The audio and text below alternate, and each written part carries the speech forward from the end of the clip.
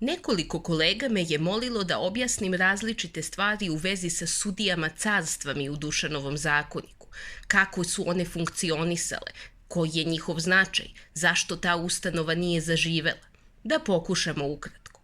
Pre Dušanovog vremena, po svemu sudeći, vladarevo sudstvo je bilo manje više izjednačeno sa sudstvom vladara lično i sudstvom na dvoru.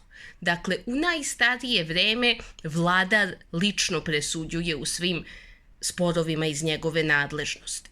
Nešto kasnije taj krug nadležnosti se širi, a i njegove obaveze postaju veće, naročito što država postaje veća, a pravni sistem razgranatiji, pa on imenuje dvorskog sudiju koji presuđuje u njegovo ime, osim u najvažnijim slučajevima gde je bitno da sam sudi, poput sporova oko crkvene zemlje.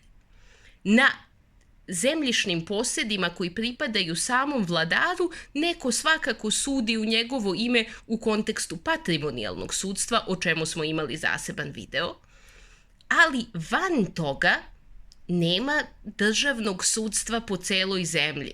Ko želi da mu vladar presudi mora doći na dvor. Svaka država koja raste, koja jača, želi da ona što više sudi.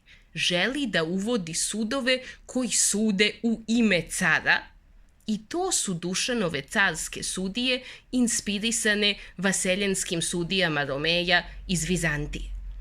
Po svemu sudeći, svaki od tih sudija je imao oblast po kojoj je putovao, da li su sudili inokosno ili u nekakvom sudskom veću, to nismo sasvim sigurni, ali oni su dakle sudili po celoj zemlji, a ne samo tamo gde bi se vladar nalazio, i mogli su suditi vlasteli u svim njihovim sporovima, svim ljudima pa i sebrima za takozvane carske dugove, dakle najčešće za najteža krivična dela i za sporove oko zemlje.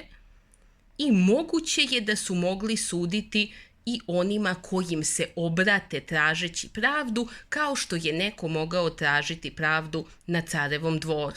Zašto se ustanova nije primila? Pa zato što se Srpsko carstvo raspalo. Zato što posle smrti cara Uroša, posle opadanja moći srpskih zemalja, niko od potonjih vladara nije više bio u mogućnosti da sprovede u praksi ovako ambiciozan poduhvat. Više o ovim sudijama možete čitati u radovima profesora Mirkovića.